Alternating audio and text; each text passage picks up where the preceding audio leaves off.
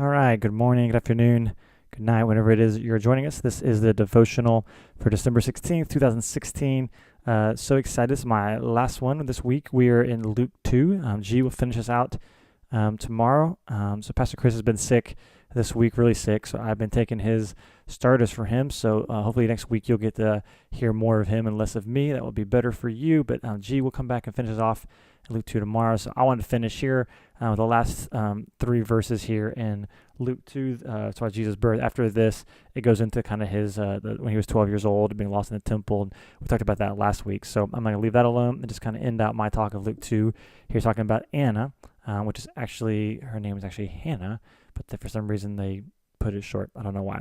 So here's the words in Luke 2:36 through 38. And there's a prophetess, Anna, or Hannah, their daughter Phanuel, the tribe of Asher. She was advanced in years and had lived with her husband 7 years after her marriage. And then as a widow to the age of 84. Okay, so she lived there till she was 84. She never left the temple, serving day and night with fastings and prayers. At that moment, she came up to Mary and Joseph and Jesus and began giving thanks to God and continued to speak of him, Jesus, to all of those who are looking for the redemption of Jerusalem. So couple quick things here just to think about. What do you notice about Anna? What stands out to you about her? A lot of things to me. How does Anna spend her time in the retirement phase of her life? How do you want to leave this earth and approach the throne? That final trumpet being sound. So the real big thing here I want to direct you with, I think is very interesting, is this verse right here, verse 37. I found it very, very, very interesting. So she's a prophetess. She's obviously a woman who loves God, loves his word, loves his people. She's married. She's a homeboy dies. She's a widow at the age of 84. So she's 84. She's lived her life well. I'm sure she's got kids. Maybe she's got grandkids, maybe even great grandkids at this point. But look at how she ends, right? How does Anna spend her retirement phase of her life? She never left the temple. She's serving it both day and night. And that could mean a plethora of things, serving it through the prophetic. Maybe she had a broom out, which is sweeping it.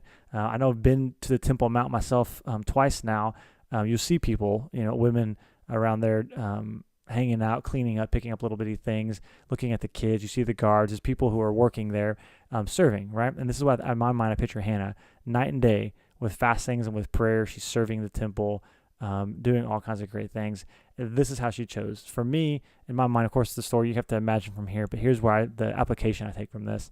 For me, Hannah died, right? 84 is pretty old now, let alone back then. So let's say she died at 85 or 95, doesn't matter.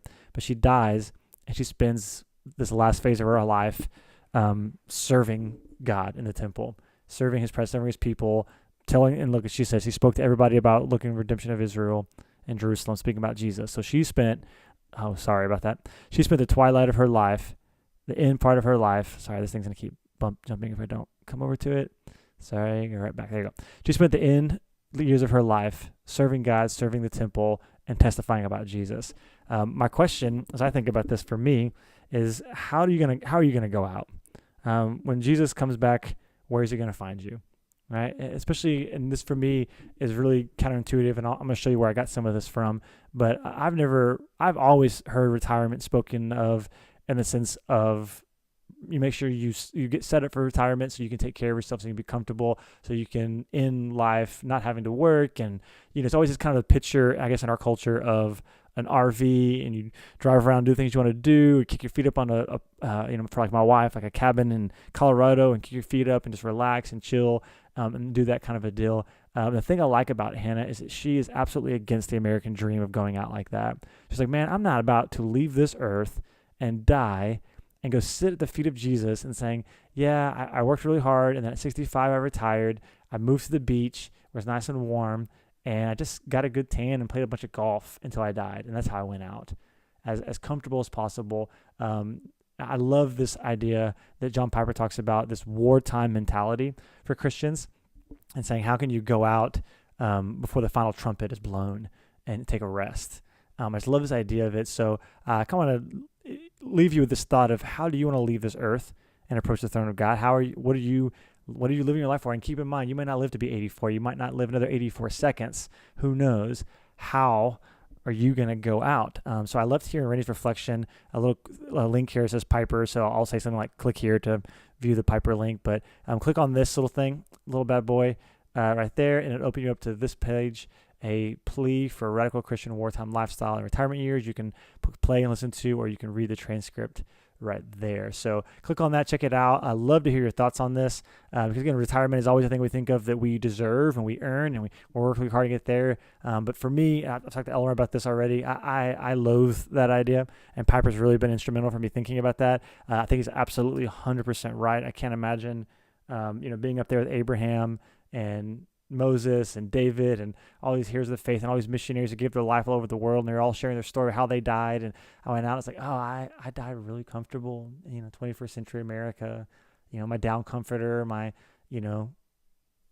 nice, big, spacious living with my gold bed and whatever else kind of stuff happens in retirement. But I don't want to go out like that. I am very prayerfully asking God, how do you want me to do this? Once my kids are raised and I've saved up what I can, Lord, how do we want to end this thing? Part of me thinks I'm just going to go to some place where they don't know anything about Jesus and just going to stay there until I die. I've always joked with Eleanor that I'm going to go find a lion in Africa, run in the Serengeti or something like that, and just tackle a lion, try to kill it with my bare hands at my old age, and go out that way. So at least I have a cool story when I get to heaven. So just think about that today. Think about Anna. Think about this prophetess Hannah, and how she went out. She went out serving God night and day and testifying about Jesus. I pray to God that we don't just go out that way, but that we live our entire life serving God day and night and proclaiming and testifying to who Jesus is. So please think about that. Please check out the Piper link down below. I think it'd be fantastic and you'll enjoy it. So let me know, and let me know your thoughts. This would be a great conversation for the church to have, not just thinking about how can we get from birth to death as comfortable as possible, but as committed to Christ as possible. So hope that does something for you today. Think on it, meditate on it, leave a comment. I'd love to hear what you have to say. All right, have a good day, guys. Peace.